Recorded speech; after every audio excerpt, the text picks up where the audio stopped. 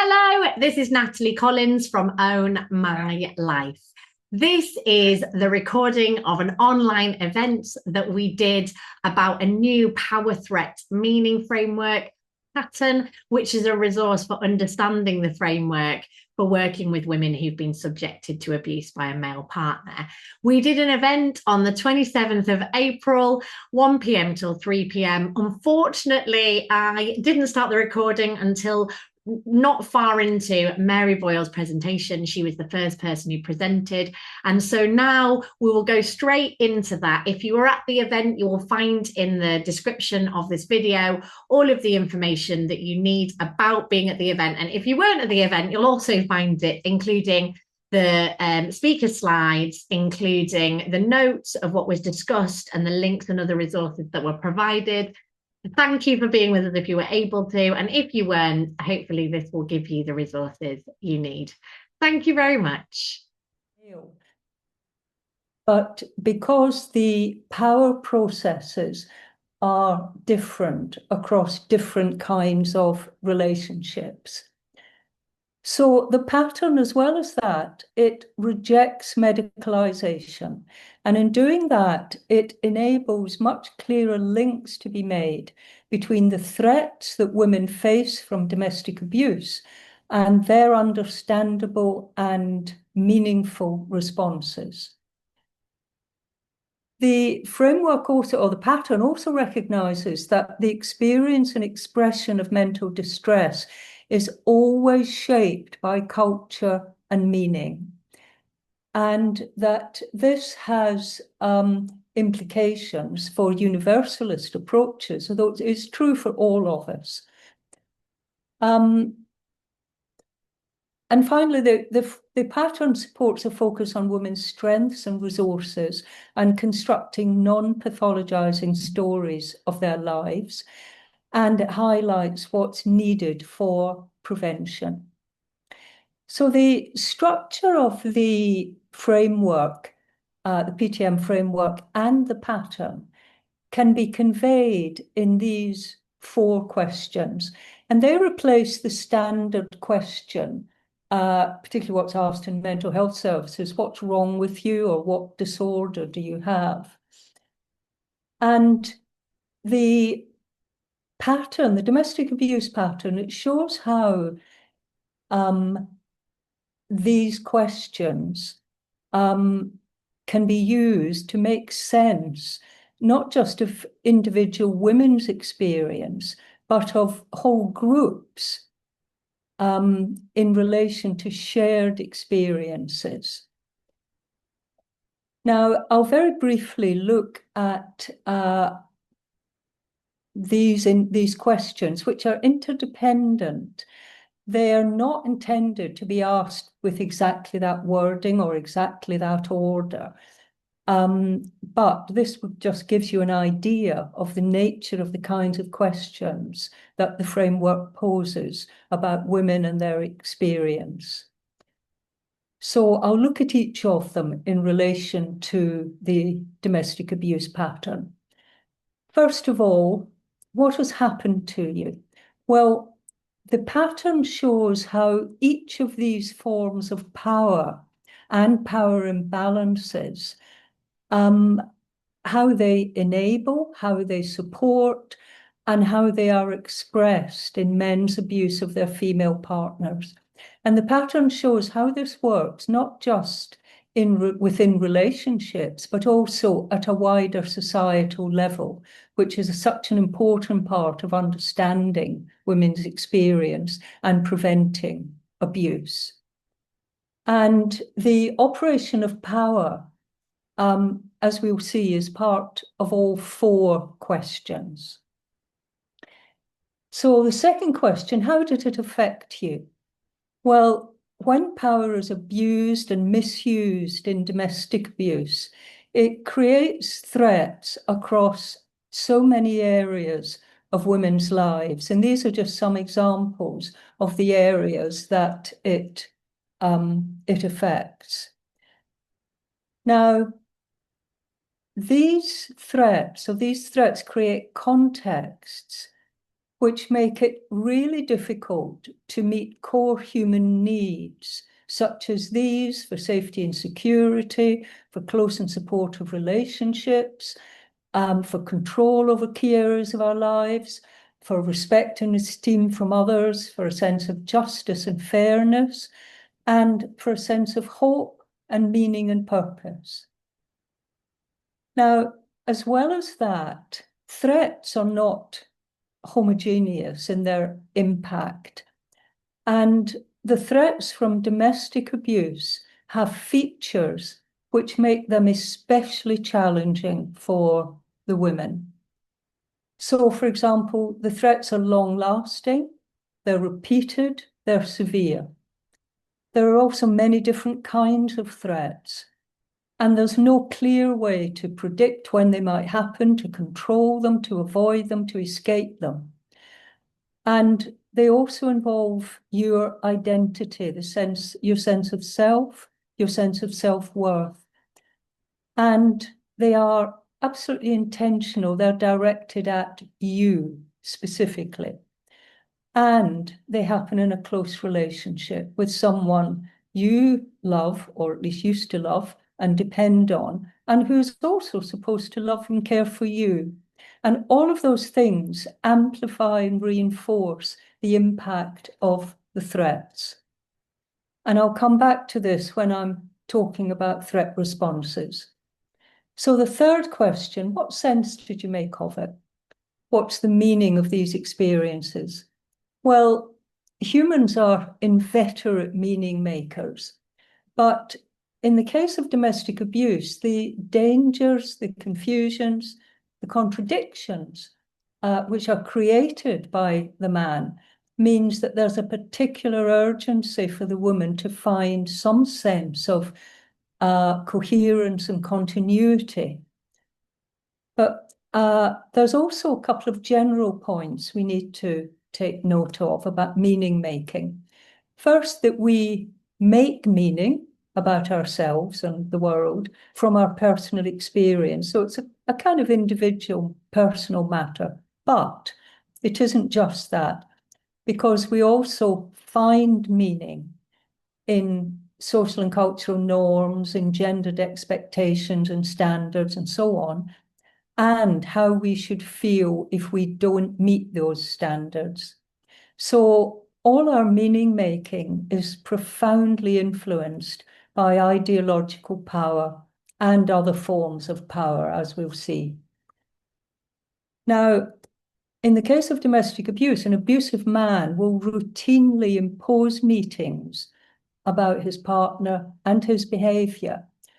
But so will all these systems, the legal system, mental health services, friends and relatives, and all of those will be drawing on gendered cultural norms and standards, and in effect, telling the woman things about the meanings that she ought to have about her situation.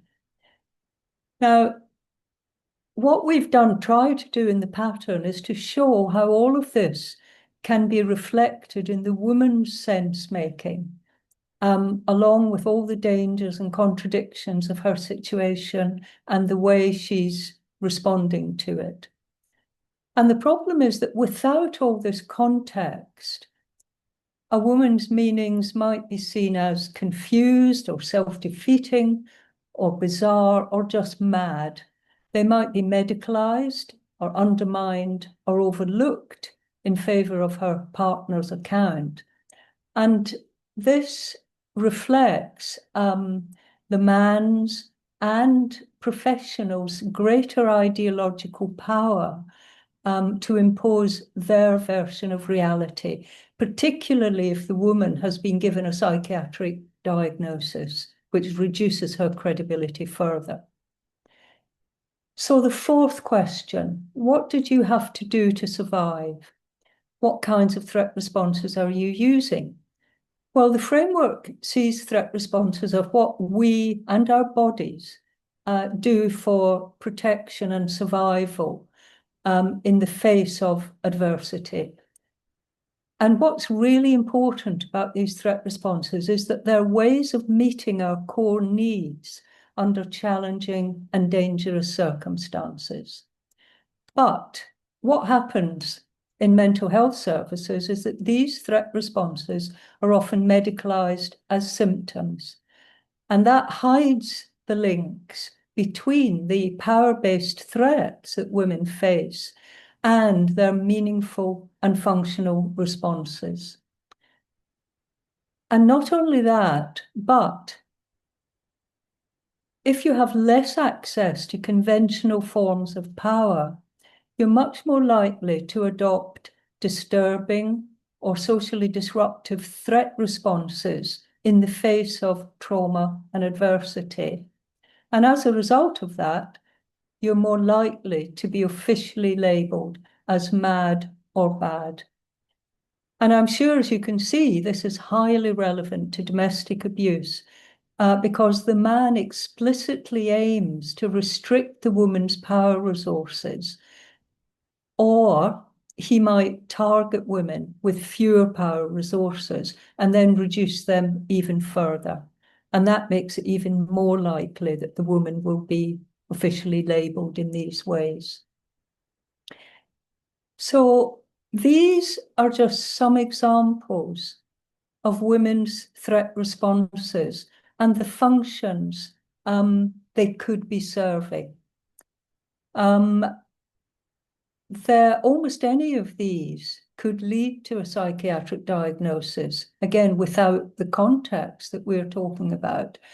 And some of them could lead to a criminal charge.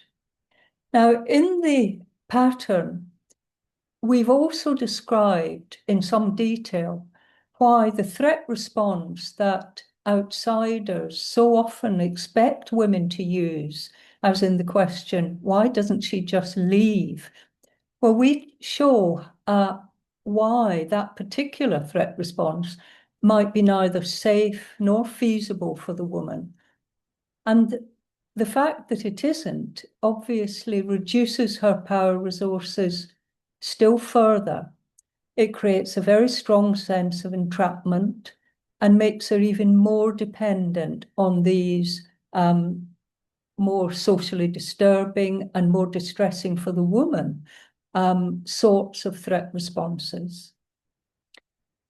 Now, as well as those 4 core questions, the framework asks 2 further questions. The first one, what are your strengths? Well, in our society, we tend to think of strength as resilience, as a kind of inner quality, a personal characteristic.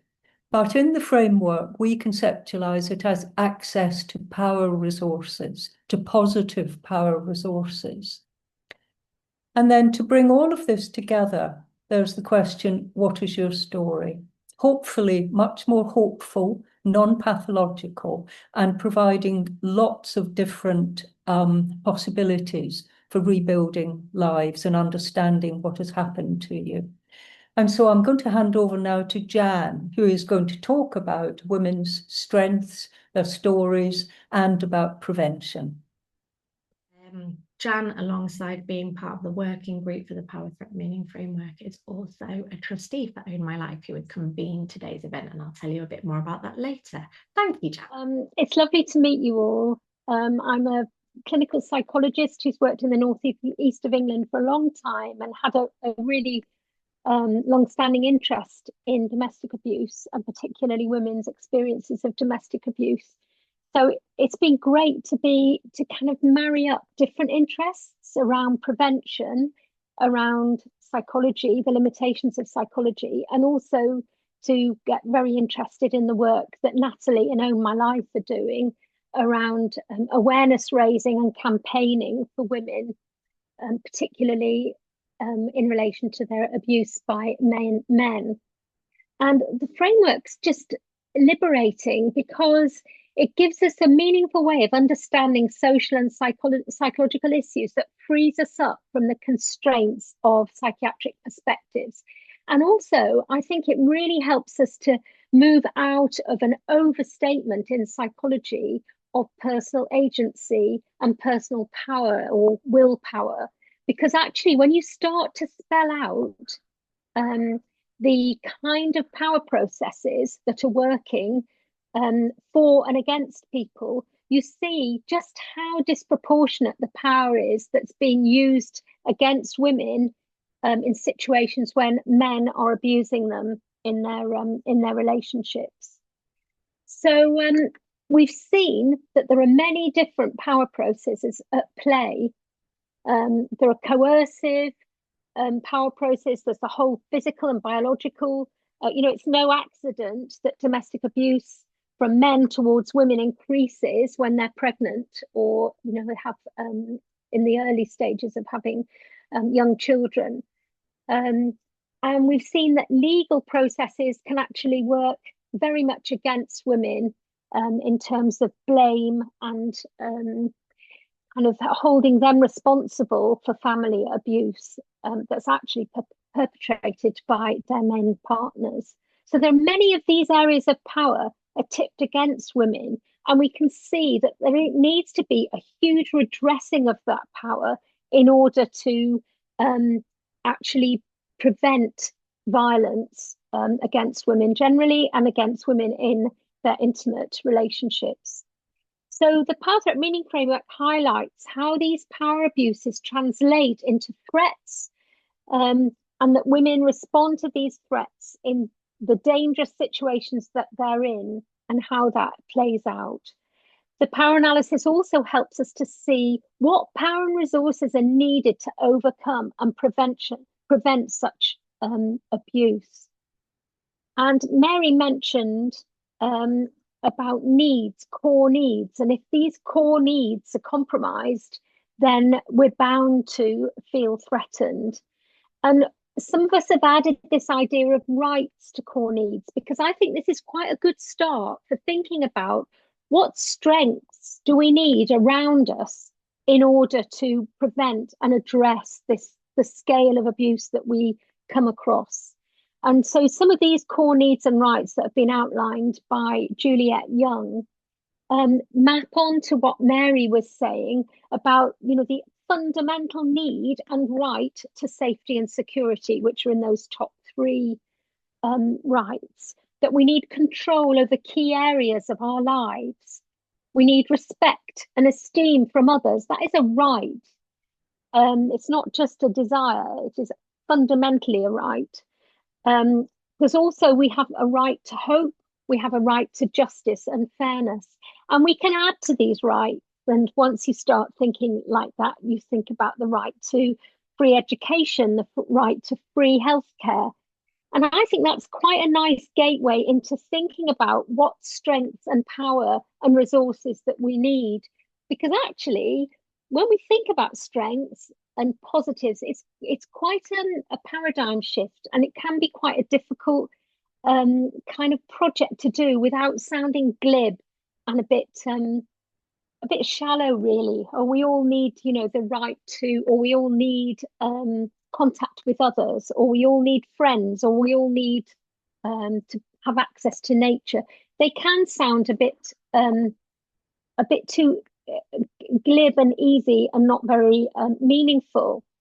And I have been informed over many years by this work by Teresa Hagen and David Smale, because what they set out was a whole series of strengths and powers that we need in our daily lives. So in the domains that are close to us, whether these are material, personal, social, or home and family life.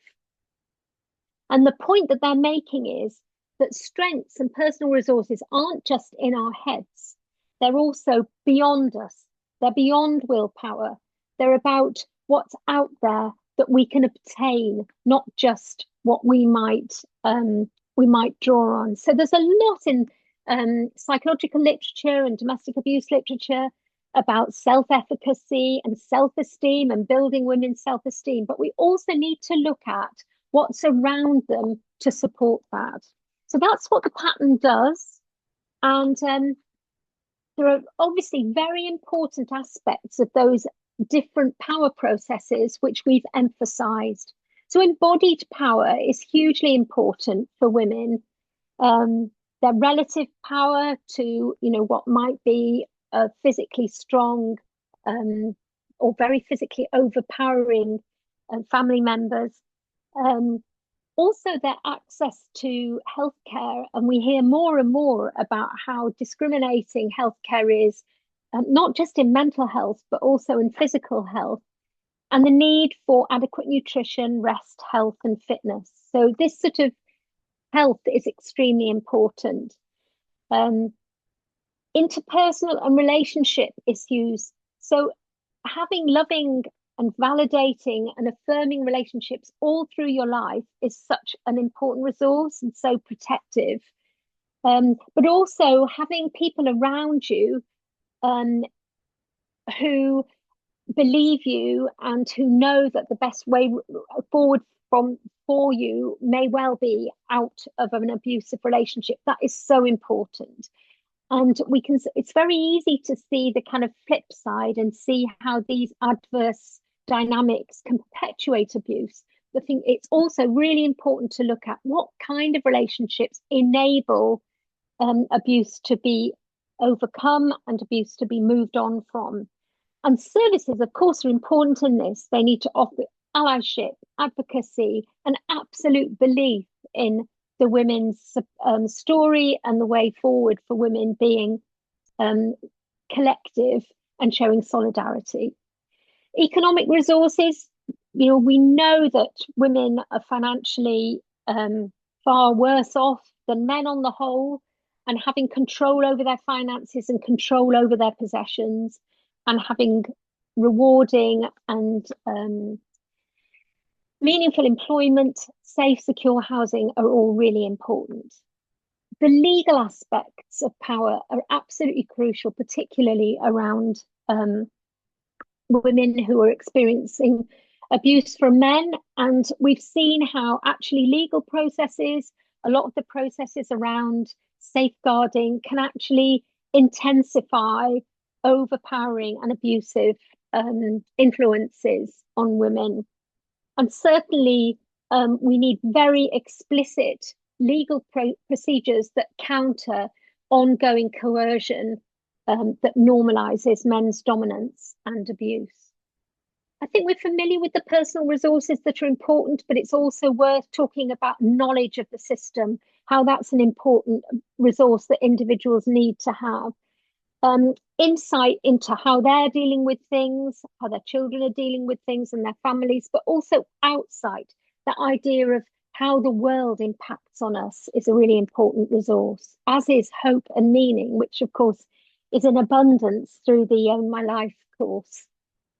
And then social and cultural capital are really important, and I think probably not talked about enough in psychological circles and in the literature that's around. So all of those social connections, but also those beliefs and the activities and the culture that creates agency and empowerment. Now this slide I've stolen from Natalie Collins, and anybody that's done the Own My Life course will be familiar with Biderman.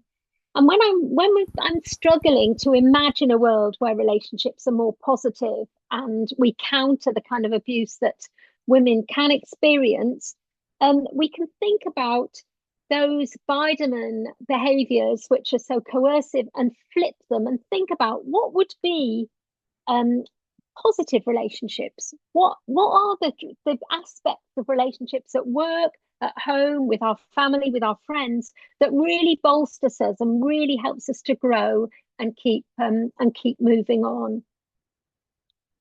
So the other aspect I think that deserves a lot of thinking about is about ideology, about those ideas that are around us. And this is, I think, one of the most depressing aspects of the whole abuse and looking at misogyny, because it's so apparent in our culture. And you just wonder, you know, what attitudes enabled Giselle Pellico's husband and friends, associates, and the men around him to abuse her so for over such a long period and so cruelly.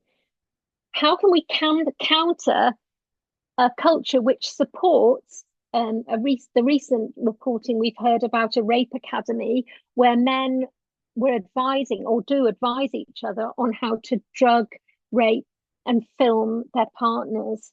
So this normalizing of abuse, how do we counter that? How do we counter inherent misogyny? And I'm hoping that you'll be able to help us think this through, but it certainly is an important question to be asking. How do we promote love and admiration and respect for women? How do we center the man as a perpetrator in the reporting of abuse rather than the woman being seen as a victim? How do we have a language that reflects the impact of men's abuse and violence and that doesn't perpetuate the victim blaming of women? And how do we move away from diagnosing and medicalizing women's threat responses, their feelings, and how they deal with things? Because that is a part of this problematic ideological process. So we need to understand threat responses as strategies for survival and to co-create non-pathologizing narratives that celebrate women's collective strengths and helps them to flourish. So just in bringing all this together, we can start to think about these questions that Mary poses and that are so, so helpful in the Power Threat Meaning Framework. And we can start to think about this as pertaining to groups of individuals or cohorts of people with shared interests. Like we can start to think about what is happening to women in situations where men are abusing them. How does it affect them? What kind of threats does it pose? What sense do they make of it? What sense also does the world make of these abuses? And what do women have to do to survive? And then, of course, coming to what are their strengths? What can women draw on? And thinking about what we can draw on, kind of reiterate some of what we've already been saying about obviously physical security, safe relationships and secure housing, reliable transport, safe neighborhoods, and relationships around the woman that supports her autonomy and her agency are really important. I think we also need to be looking at that whole layer of living in tolerant, safe communities that also support non-violence and that find ways forward where we can grow and rub alongside each other without kind of seeking aggression and disharmony. We need physically embodied strength, nutrition, rest, good health care. Influences on mental health and physical health are understood and not pathologized or medicalized inappropriately, because that takes our eye off the ball. It takes us away from the real understanding of these issues. We also need confidence with literacy, numeracy. We need access to education, access to information, financial resources, and independence. I think we also need, as well as solidarity from our nearest and dearest, we need an awareness of the injustices that exist and access to advocacy and opportunities for systems to be fair. So finally, this is just to illustrate, drawing on those areas of power that the Power Threat Meaning Framework explains so well. These are the key areas that we need to develop and augment and build in our practices as mental health or domestic abuse experts, professionals, volunteers and associates. So we need to do that in our work, but we also need to be looking beyond that. How can we build a world that addresses and campaigns for change that impacts on all these 9 areas of power? Thank you.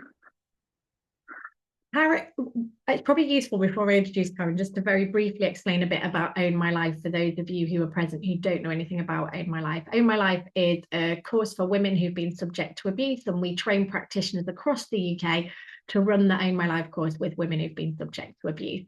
And so it on its very basic level, it's 12 sessions that are run with women, and our training is 5 days long. But actually what we see happen in both our training and through running the course is that we see women being enabled with the skills and resources to take back ownership of their lives. And the Power Threat Meaning Framework is a core resource that we have a video about in the course that we explain, and Karen is going to share a bit about her experiences of using the Power Threat Meaning Framework. So hi everyone, it's lovely to be here with you. I'll just say a little bit about myself. My background is in education. I started off in secondary school, then I went to adult education, then primary school, and then currently I work as a homeless family support officer. And Natalie's invited me to talk about the framework. So I first encountered the framework in 2021 when I did the On My Life course. So back then in 2021, I just come out of a 23-year abusive relationship, and I ended up in a refuge. And the following day, they asked me if I would like to do the OML course, and I said yes. And then through doing that course, came across the framework. And at that time, I was in a fog. I was in survival mode. You know, really a lot of cognitive dissonance, confusion, and so on. And then I did the facilitators on my life course in 2025, and I was dealing with the framework again. And fast forward from 2021 to 2025, the framework really impacted me even more when I did the facilitator training, looking at my own life. So I'm going to talk about my own life, my personal experiences. So if I look at the framework, for me, it is very liberating and healing. It's a compassionate approach towards working with, you know, somebody like me. I'm one of these women that we're talking about in the meeting this afternoon. And I was able to use the framework to understand my own life and some of the things that had happened. Just the question, you know, what happened to you was almost it bringing me to tears, because nobody had actually asked what actually happened to you.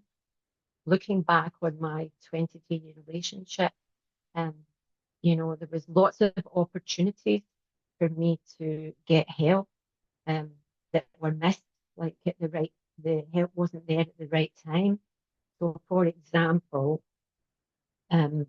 even, you know, my abusive partner, when he went to the GP or a rehab centre or for, you know, alcohol help, I was with him all of those times. But the focus was always on him. It was never about asking me, you know, what was going on with me. And if I look at the framework, the questions are in the past tense. The questions could be asked in the present tense as well. You know, like, what is happening to you? How is this affecting you? What sense are you making of it? And what are you doing to survive? So, you know, that's another way of looking at the questions to support people. So I first of all used the framework to really, what I was doing with it was focusing on my partner and his life and trying to make sense of him and what was going on with him. And then I used the framework to look at my mother's life and see what was going on with my mother's life. And then eventually I was able to face myself, because, you know, it's difficult to actually face the trauma and look at it head on. So the framework has helped me to look at my role in the relationship. So I was brought up in a family of 9. My mother lost my dad when I was 7 years old, and then she lost my brother, who was 15 years old, in a tragic accident when I was 8 years old. So instantly, two people had been gone from our life. Then when I went to secondary school, my mum lost her sister to cancer. So I had grown up really and learned like from my mum to be responsible for everybody, responsible for everything, to in a way be invisible, like my needs didn't matter. And so I was kind of copying my mum. So it seemed when I was in this relationship, I was just replicating those things and playing that role. And Jan talks about strength. You know, my strengths became my weaknesses in the abusive relationship because I had learned about safety, you know, and protection and caring for people and being forgiving, but I used them and they became weaknesses where really, yeah, the word invisible is what I would use. So the framework has it's helped me to really understand so much and to get to a stage where I can talk to all of you because, you know, when the pain is so overwhelming, it can be difficult to talk about it. So just even being able to come here and speak with all of you today, you know, is thanks to the work with On My Life, with the framework and the journey that I've taken to be able to do this. So as well as using the framework for myself and my life, and it really has given me a lot of insight into my mother and to my abusive partner and to me and to myself, but also I've begun to use the framework delivering the On My Life programme to help other women and also in my work with the homeless families. In fact, one of the women I was working with recently, he said to me that this framework is healing. She really just called it healing. She was looking at each question and she was saying, healing, healing, healing, healing. She's found it healing for herself. And then if I go back to my abusive relationship, I wasn't one for going to the doctor, but once I did go to the doctor because I was struggling so much. And the doctor never really asked me anything about the relationship as such, but I was offered tablets at the end of it. And I think the tablets were called diazepam. And the doctor said, you know, just go and take these tablets and see if that helps you. Well, I'd never taken tablets in my life before, and I'd learned that from my mum as well, because she wasn't one for taking tablets. And that was an opportunity that was missed to speak to me and, you know, help me. And if the framework had been around at that time, then maybe it wouldn't have been 23 years that I would have been in a relationship. I might have had the knowledge and the skills to do something different. So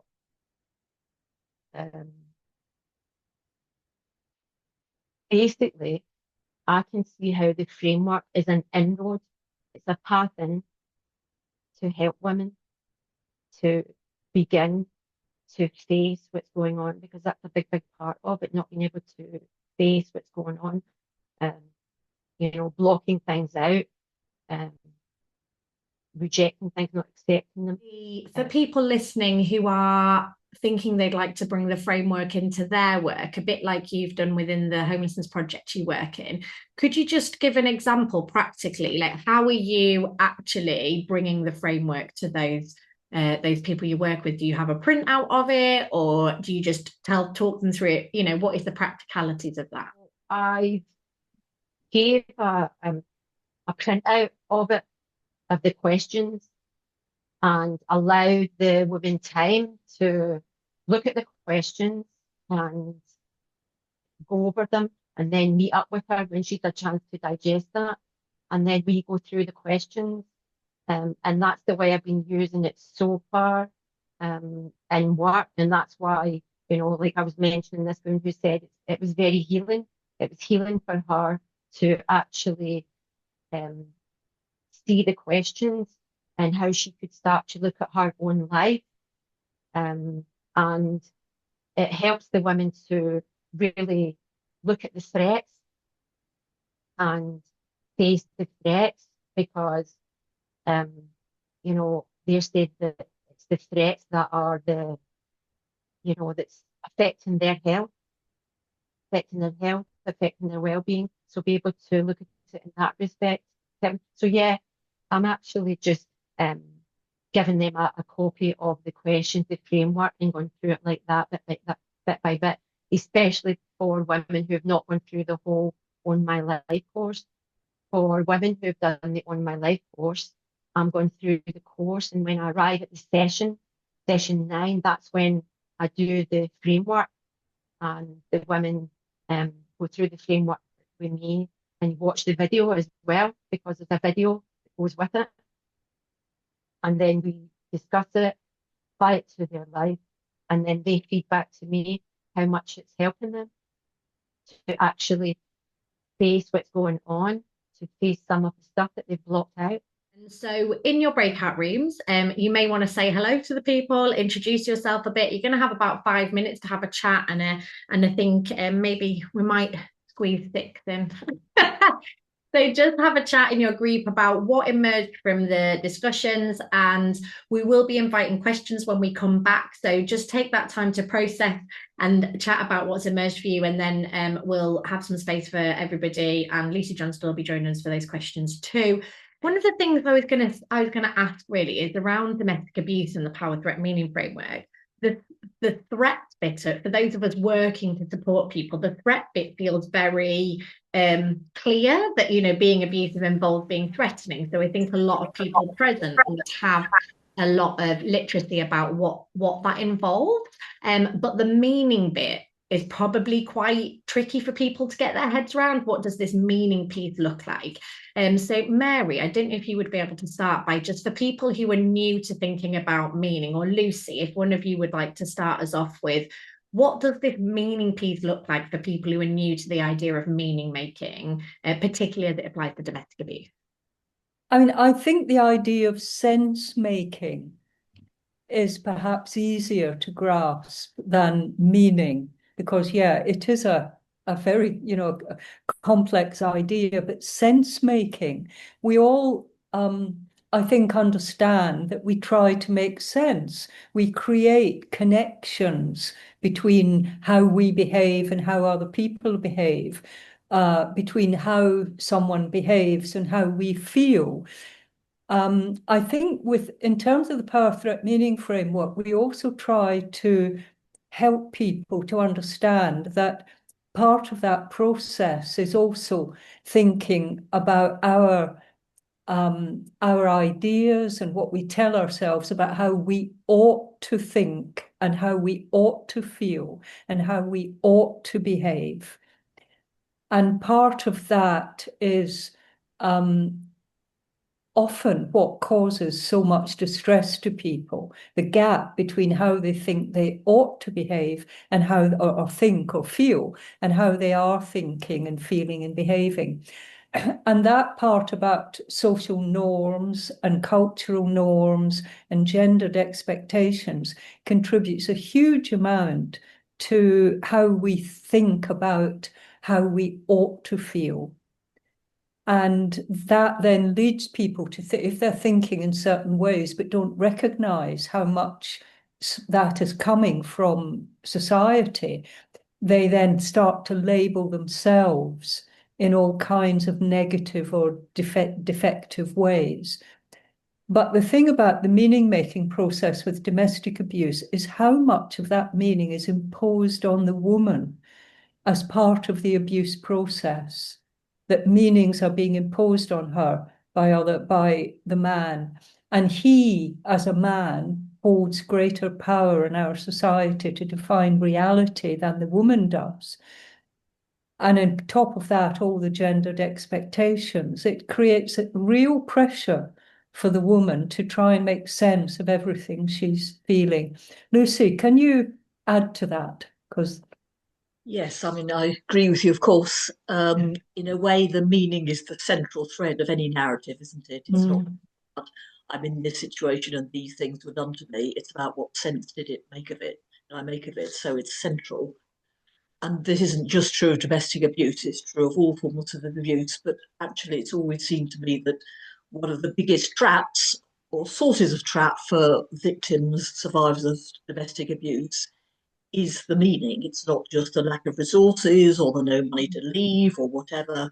It's about believing, because these meanings have been imposed on you, these somehow my fault, and I ought to try harder, and my husband's only doing this because he loves me, and so on and so on. So I think the way out is certainly not just in terms of the practical resources, but as Jan said, in terms of a different story. I don't think you could have one without the other in a way. It would be infinitely harder, perhaps impossible for you to find your way out unless you're able to see, this is staying here is not going to help. Me trying harder is not going to help. My belief that I'm at fault is keeping me stuck. It's not the truth. And of course, psychiatry plays a very powerful role in imposing yet another set of meanings on the woman, which is you're mad. And those are very powerful combinations of meanings. Natalie, can I just add to what Lucy has just said, that I think one of the, I would call it tragic aspects of what happens in mental health services is that the woman is searching for meaning of her very, what is she's finding her very distressing emotions and experience. And one of the things that happens is she thinks she's going crazy. And I think it's very striking how many women report that if they go into mental health services and they are given a diagnosis, that actually gives them a meaning which says, I'm not going crazy, I've got bipolar disorder. And only later, or quite soon afterwards, they'll find that meaning really isn't helpful in the end. But it's one of the really negative things that diagnosis can do. It appears to give meaning, but in fact, that is if I can call it a poison chalice, in fact, it is in many ways.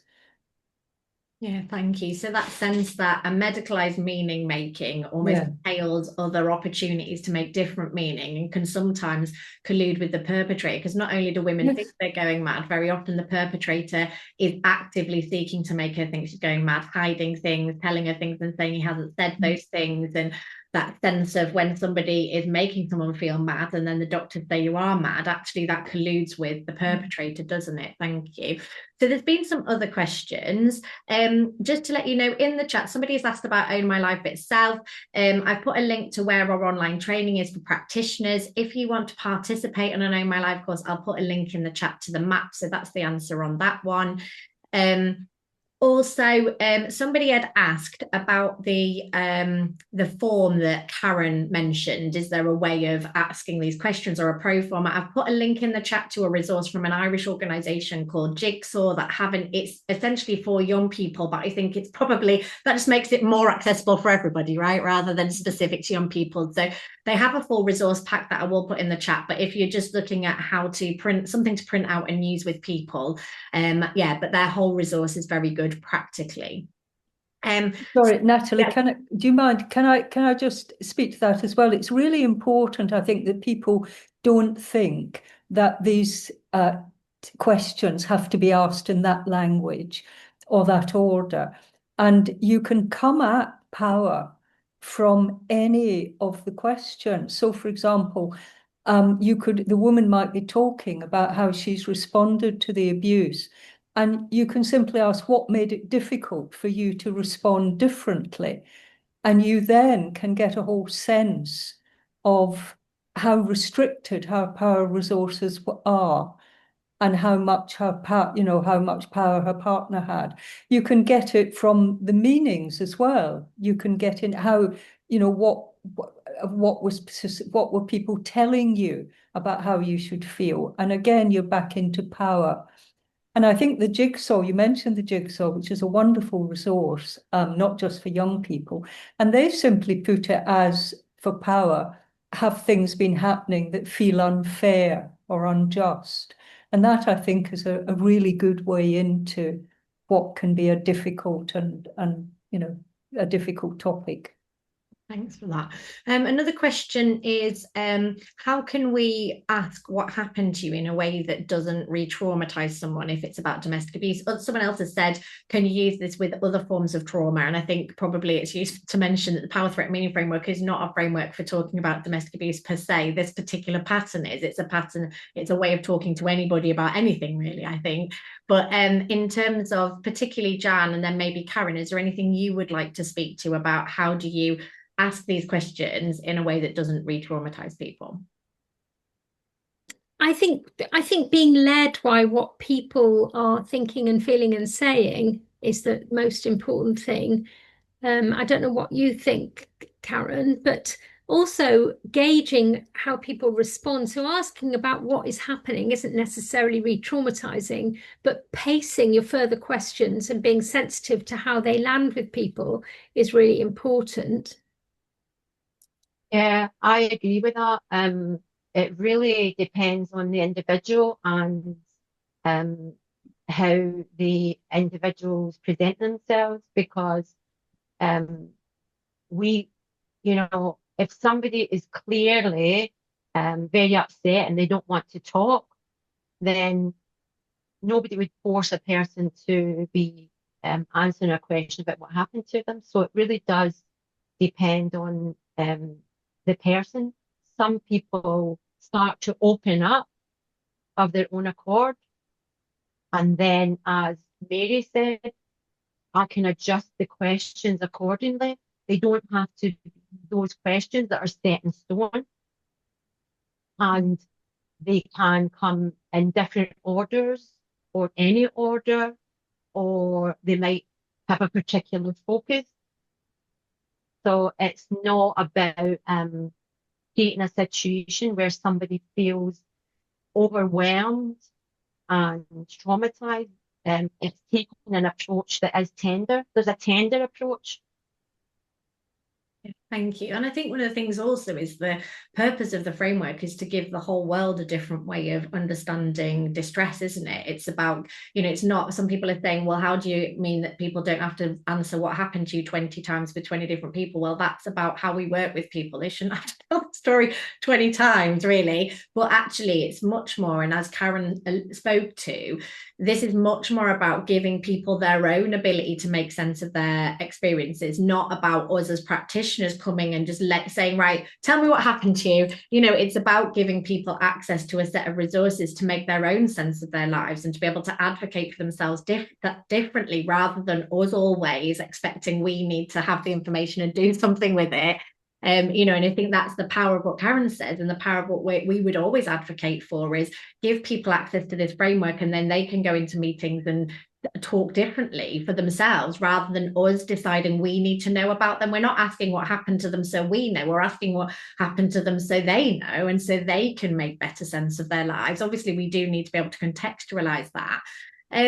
Tim has asked a question: if you were supporting a victim of domestic abuse who tells you they're feeling suicidal, would this surprise you? And then what would you do with that information? Or what would be your response around the conversation on suicide and domestic abuse? Shall I say a couple of things very briefly? Yeah. First, the framework is a set of principles in a way. It's not a manual for how to work with people. So the framework has no specific response to that. But the framework is very much embedded in trauma-informed practice. I think I saw that mentioned in the comments. So anything that's aligned with good trauma-informed practice is likely to be compatible with the framework. They actually fit quite well. But general therapeutic principles apply. You know, if someone's feeling hopeless, almost certainly very good reasons for that. It's not so much what you do, and there's no all-purpose answer to what you do. It's about, the skills that we all know about and the ordinary human qualities you know about listening to people, about validating their perspectives, about gently exploring things, about helping them to use some resources if that's what they do at that moment, and whatever seems appropriate for that person, really. Yeah, thanks, Lucy. Anybody else want to speak to suicide particularly? Just, I think part of that process is looking with the person about how intractable is their situation, and in order to understand where those feelings are coming from, and then with them, is there any room for movement? Is there any opportunity for hope? Is there anybody that they can trust? Is there any kind of way that they can feel safer? Yeah, thank you. People are specifically wanting to know, how do we get everybody aware of the framework? And so 2 questions. One, how do we ensure that this gets to the right people? As Karen mentioned, GPs, but I think all professionals who are helping someone in some way could benefit from this. So how do we get it out there? And separate to that, but also, what do you do if somebody is rejecting diagnosis, when diagnosis is so often a gateway to the resources that people need? How do you navigate that space when we're in a space between the power threat meaning framework being the kind of main dominant way of supporting people versus now? Well, I think the framework has had quite a wide reach. I know there is much more to do, but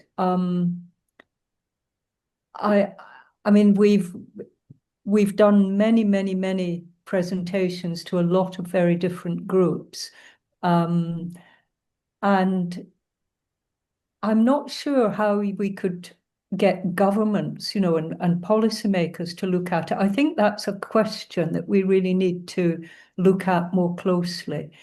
And I think we're thinking about that in the PTMF committee.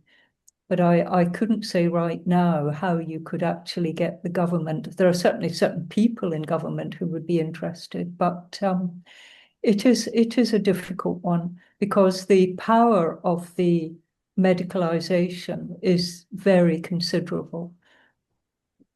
Lucy, do you want to say something about someone rejecting diagnosis? Yes, well, the framework is both idealistic and pragmatic, is what I usually say. It's a document outlining what the world might look like in principle if we didn't have psychiatric diagnosis, which is a deeply flawed and unscientific and damaging way of creating devalued identities for people. But we live in the world as it is, and part of the answer is everyone has the right to make their own meaning. So the framework certainly isn't about saying, well, actually, that label's rubbish. If people choose to believe that, that's absolutely fine by us, but we would want them to make an informed choice about it, not to just accept it must be true because my doctor told me. And secondly, in the real world, we may need to use these labels for some purposes, for access to services or access to benefits and so on. But there's all the difference in the world between doing that because you believe you have an incurable disease like schizophrenia, and between acknowledging, and this is a conversation you can have with people, this is the way the world works. Would you be happy to have this label or use it to get what you actually need, on the understanding that that's not how you see it and that's not how I see it, but perhaps that might be the best way forward at the moment. If we want to spread the ideas behind the framework, there are 2 things we could do. One is don't use medicalized language. That is so important. There are always ways we can talk about people's distress without implying a medicalized approach. And secondly, if we could just help people to see that diagnoses don't explain anything. People are often given the impression that their diagnosis tells them why they feel or behave in a certain way. If we could just move that to the fact that it doesn't explain anything, at least that opens up people to say, well, what is why do I feel this way? No, this doesn't explain it. So, and at least it pushes people a little bit further down the road of trying to find something different.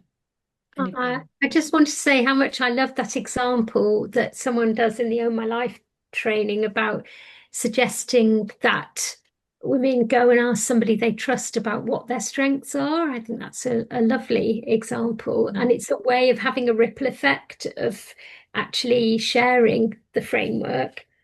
And the other thing is that it's amazing how your video in Own My Life is so short, Natalie. We have long discussions about how can we do training? How long should training be? And because of the context to your video, that it's all about power and power sharing and, minimizing power abuse and preventing power abuse, the video just lands, doesn't it? And people run away with it. And I think that's just something that's great to carry away. Yeah, thank you, Jan. Someone said in the chat about how Own My Life differs from a model like the Freedom Programme, and we owe a great debt to the women who've come before us and created brilliant resources that have made a massive difference to women's lives. But for the difference with Own My Life, particularly, apart from the fact that we want to build literacy about lots of the things like the power threat meaning framework, like a lot of the trauma science stuff, is that we try to avoid making it about what's gone on in women's lives particularly, and focus more on scenarios and other kind of stories that women can make sense of their lives without having to delve right down into the trauma. And I think that in relation to how do we stop people being traumatized when we ask them what's happened to you, we don't necessarily need to know. What we want to do is create a space where that framework, and there's a literacy in that framework. So, and thank you for your point there about medicalized language, Mary, because that leads us on to our activity that we're all going to do. So today, I think there's something really interesting about medicalized language. I've recently started a PhD, and I was reading some of the reports about domestic abuse and mental health, and I've been very curious about, even though there's a sort of lip service to trauma-informed, and we should think about what's happened to somebody, actually everybody slips back into medicalized language really quickly. Like there's like the sort of lip service to we should recognize what's happened to someone, and then there's back to diagnostic criteria and defining those. And so I think there is, even if the only thing people take away from this session is like policing not using medicalized language, that would be a real powerful thing to do actually when you find yourself doing that. And so the activity we're going to do links to that now. So the first thing is, what would it look like to talk about this person and to talk to them and about them in terms of support, getting support for them in place?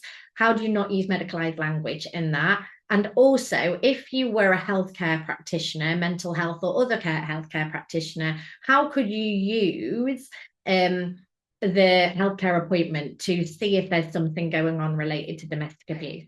So Aga, her mum is concerned about her.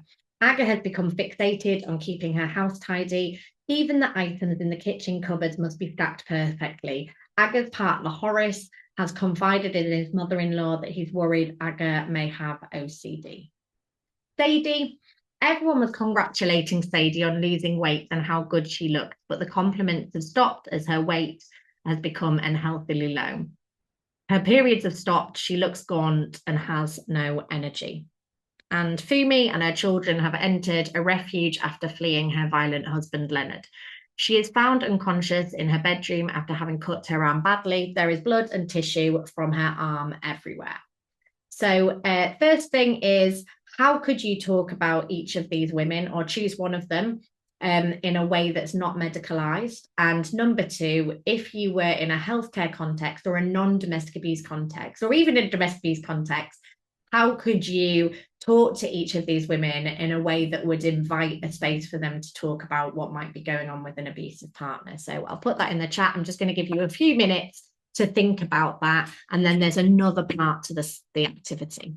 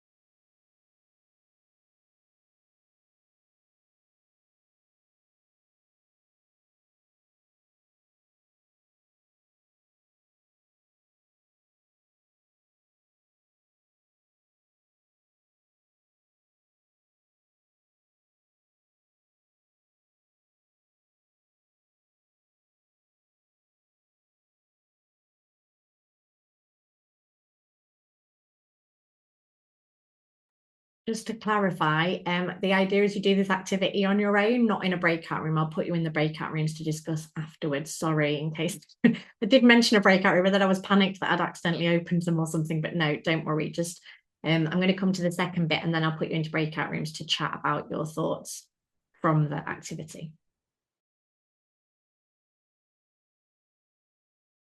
I'm going to go on to the second part of the story. Aga, we learned that she's become fixated on tidying the house, and Horace has said she may have OCD. What actually is the case is that Horace is abusive, and his rules include requiring every item in the house being in a specific place. If Aga messes up, he punishes her. For our next woman, Sadie, and these are women, these are actual realities of women that I have been in contact with. So for Sadie, who was losing weight and her periods have now stopped, what we learn is that after Sadie expressed a desire to lose weight, her boyfriend Brian said he would help motivate her by making her agree that if she didn't lose weight each week, he had to let her have anal sex with him, let him have anal sex with her. He said he was doing her a favor to help her remain motivated, but Sadie is terrified and doesn't want to have anal sex with him, as last time she tried it, it was extremely painful. Lastly, we learn that Fumi's husband Leonard had told Fumi he'd implanted a tracker in her arm that would locate her if she ever tried to leave him.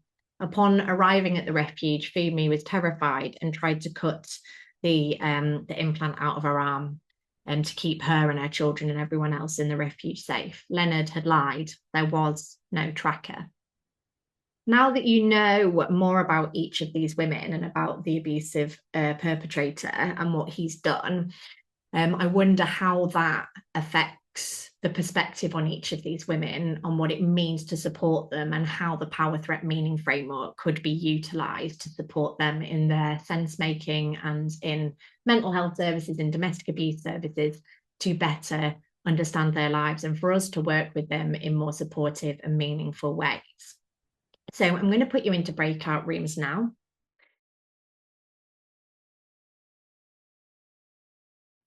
So if people can put any questions they've got for the panel as a result of that activity, or any reflections or anything else that has emerged for you during the session, please put your questions. If they're directed to someone specific, please put it in brackets. And while we're waiting for those questions to come in, I was interested, Mary, about whether why those with less access to conventional forms of power are more likely to adopt socially disturbing or disruptive threat responses, because you mentioned that, but you didn't, I know you were whizzing through it, but do you want to speak to why that is? Yeah, well, if we think about it, think of any adversity you can think about. If you live, if you have access to a lot of power resources, you have lots of choices as to how you will deal with it.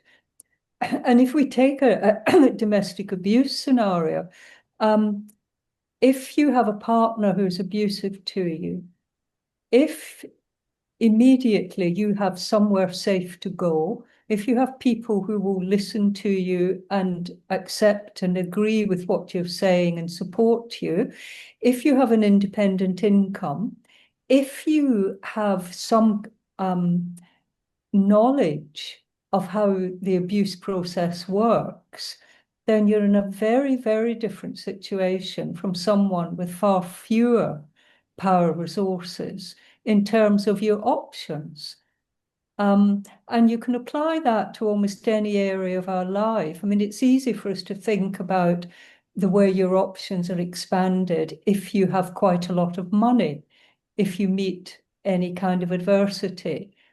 If you're burgled, for example, you don't feel safe in your neighborhood, but you're quite wealthy, you can move house, you can get private security, you can do all sorts of things. And it's the way that having access to power resources gives us options. And I suppose we would hope that the power threat meaning framework we would see it as a power resource in all sorts of ways, but particularly an ideological power resource, which helps people to see their situation in a different way. And we can underestimate just how important that is. But it's simply, I mean, we could try this for any adversity and go through this power resources and think what a difference it would make to have access to them in terms of your options. So, Lucy, can you add to that? No, I think that's true. I mean, it's a tricky thing to talk about because what we're not saying is people have no control over how they act, but we are saying people's ability to act is always to some extent, and for some people very much limited, and we need to accommodate that, understanding why people behave the way they do. Yeah. And would this be some of why we see in terms of the demographics of those diagnosed with schizophrenia that we see a lot more black than white diagnosis of schizophrenia? Would that absolutely be yes where that comes from? Yeah. Well, quite a lot of it comes from racism, of course. And again, that as a group, as a population, Black people will have less access to other power resources to resist or avoid or escape that. Yeah. I'm sure that Ravi would have had lots of things to add to the discussion if she'd been able to be here to contribute to that. Thank you. Nobody's asked a question yet. I'm sure they may come.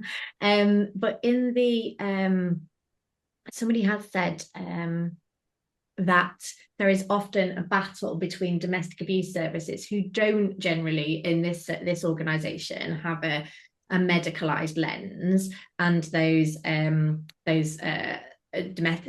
kind of other services, particularly child protection plans. So people have talked in earlier on about children having their women losing their children to the state because their mental health issues, if so forth, are leading to children being removed from their care. Does anybody want to say anything about that around the sort of child protection and medicalising, and very often women being required to go through those processes, a medicalised process, in order to be seen to comply with child protection demands? That's not something I know a lot about, but just very briefly, I'm pleased to hear that domestic abuse services on the whole don't use medicalised frameworks. They're so subtle, so ingrained, so deeply embedded in our ways of thinking. I'd be surprised if there's no evidence of medicalised thinking. And in writing the framework, we who thought we junked all that stuff years ago found ourselves falling into some of these traps. So, for example, the term mental health, I don't think we can entirely avoid it. We kind of know what it means. But in essence, that is a medicalised framing. So from a PTF point of view, what the hell is a mental health problem? It's an understandable response to circumstances. So keep reflecting, I would say. If you've got a long way towards demedicalising, that's great. In my experience, there's always further to go. Yeah, thank you. And I think, I know there's domestic abuse services for sure who, as soon as women get into refuge, are sent to get some antidepressants if they're not already on them. And there is a quite cynical view that could say for some services that's about making women more compliant and less hard to manage within the refuge context. So there are some real practical challenges that often it feels like a medicalised lens helps with. Does anybody have any reflections on the activity itself from the panel around those kind of initial information about the three women, and then when we learned more about them, in terms of what would your thoughts be? I don't know, Jan or Karen, do you want to add anything into those about the activity? Yeah, the non-medical language or the non-medical approach would have been my way into those situations. If I think of my own situation, when I lost a lot of weight, when I covered up the bruises with makeup, when I could have been an example that you've just put on the screen, approaching me with medical language wouldn't have worked. Whereas if somebody had approached me with non-medical language, actually saying, even just simple things like, how are you? Or I've noticed you've lost an awful lot of weight. Is everything okay? What are you doing? And that would have been an inroad to chat to me. So I always see the framework as an inroad. That's why I call it you know, a compassionate, tender approach. I agree with you, Karen, that, you know, there's, if things were that extreme, if the stress was that obvious, then clearly there's something underneath it. And we might not ask very sort of penetrating questions at first. You won't stop. You'll keep noticing, won't you? And I think that idea of saying, I've noticed, it's just such a lovely way in, a kind way in. Yeah. And then also waiting for the person, for it to be the right moment, because it might be very unsafe for them to share what's going on. Yeah, exactly. In fact, yeah, they might not share anything, but the fact that you've noticed is a little tiny step to maybe say something next time, because obviously, you know, it's very difficult for people to disclose information, just to open up. You know, they're highly unlikely to just start feeling out what's actually going on. Yeah. I do think there are a lot of distracting stories around. So the mental illness story is a very distracting story and a very powerful story. So is the hormone story. Everything's our hormones, isn't it now? Either perimenopause, menopause, or postmenopause. And I think that can be a distraction too. So instead of that becoming an additional, more complicated, multifaceted story, it becomes the only story. And lots of women, I don't know whether it's just because of my age, but a lot of women seem to be hooking things onto hormones, magnesium, or all, you know, these sort of quick fix ideas. So I think that idea of tiny steps, Karen, is so powerful, to just keep chipping away on noticing and asking. I feel like Jan, there might be a temperature shift in the room with all the women who've been like, but the hormones explain it all. And this is the challenge, isn't it?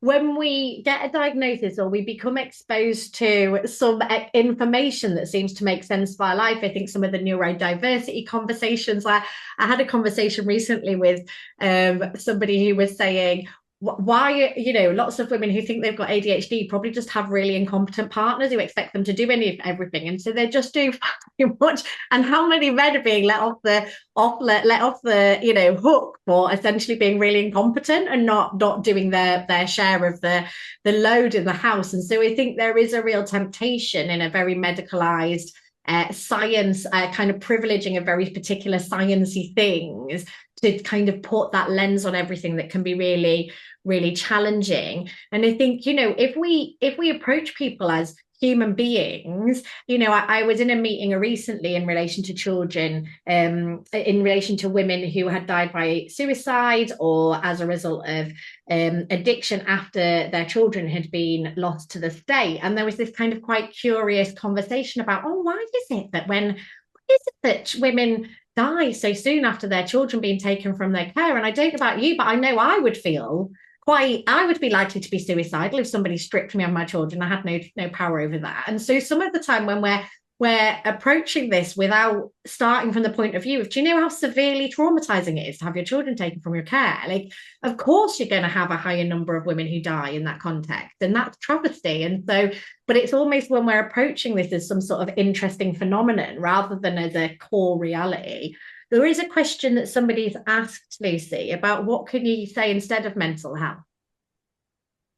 If you want to ban it, what would you say instead? If what do you you want say? to ban it, well, we've got a section on language at the end of the PTM overview document with some suggestions. But essentially, we're saying what we need is not, instead of mental health, say this, we're saying let's welcome back a diverse range of ordinary language terms, which is always used. So that could be emotional distress, it could be upset, it could be extreme states, it could be desperation, it could be feeling suicidal. You know, let's get back to the human language, the everyday language that we all understood. That will not only do as well, it'll do better. Yeah, I think there's something about, you know, we could talk about finding the pieces of building a good life. We could talk about, you know, looking at and finding ways to meet people in their distress. You know, when we start, you know, there is something about every language. You just need to ask really carefully, am I dehumanizing someone in the way I'm describing this situation or describing their response to this situation? Now we're coming up to the end of the session. Really, it'd be great for Mary, Lucy, and Jan. If people want to know, where do they go from here? We will be sending out an email with the recording, so you can share it with everyone you know. We will be including within that the slides, and also in that email I'll provide you with the notes from the discussions, so you'll have all of that and any links that have been shared. But beyond that, if people want to be continuing on this journey of learning and reflecting and of their own practice, or in their own personal lives as well, or those they love, what would you encourage people to do from here? I've put my suggestion in the chat. It's read this excellent book. I love that. Do you want to just say what it is, Lucy? Oh, a straight talking guide. That one. It's probably the most accessible way in, with illustrated with lots of stories. One or two are about domestic abuse, but they're about all sorts of difficult life and how people. Brilliant. So get that book, read that book. I'll be sending out the full jigsaw resource pack that's got a really good section on threat responses and reframing those, which I think is definitely worth engaging with too. Oh My Life training, I'll be sending out information of that if you're not already trained in that. Jan, did you want to add anything, or Mary? I think having conversations with like-minded people and creating more knowledge. So like today, really, creating more ideas and more knowledge, understanding the stories that are around us and how they can be contested, and hearing ideas from each other, I think is really exciting. And I think we can contrast really clearly the medicalised approach with the approach that the framework takes. In the medicalised approach, what you're really saying is that the woman's behaviour, her feelings and everything don't make sense in terms of our culture. And that is actually the definition of a mental disorder, that they're not expected, they're not culturally approved, all of that. And so as soon as you apply a diagnosis, you've removed sense-making. Whereas the framework's very basic belief, a principle, which I think it was a psychologist, Gillian Butler, who once said this of more general psychological approaches, that at some level it all makes sense. And if we keep that in mind, that at some level, and it may be quite difficult to find that sense, as in the examples that you've given, but it's always there. Always, always. And if we remember that, and also that a medicalised, a diagnostic approach removes sense, I think that's quite that's something to bear in mind and perhaps if you're trying to explain or sell this approach to other people, is to keep the focus on sense making. Someone asked in the chat, what did I mean by less conventional forms of power?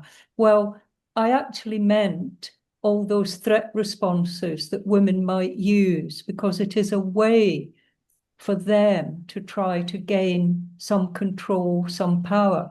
Conventional forms of power, like money, like status, like various material goods, qualifications, all of that. But we all have unconventional forms of power as well, which we can use more indirect. And those are the ones that can perhaps be more disturbing to others. Yeah, I think I would give the example of some of the ways women resist. Yes, cooking him dog food pie, or making him cat food chili, or those things that actually people might make judgments on, but that is a way of regaining, containing power. So thank you so much, everybody. The only other resource that's worth mentioning, A Disorder for Everyone, do loads of events. So where Jan was saying about talking with like-minded people, they do loads and loads of brilliant events with loads and loads of brilliant authors and others. Lucy's involved in that organisation, so do sign up to their mailing list and get on some of their events. It's been so great to have you. You'll get an email with all the information. Have a lovely rest of your day, everybody. Bye. Yeah, thank you. Thank you. I'll put Karen in so you can do some waving too. Bye everyone. Thank you. Bye, everybody. Thank you. Bye.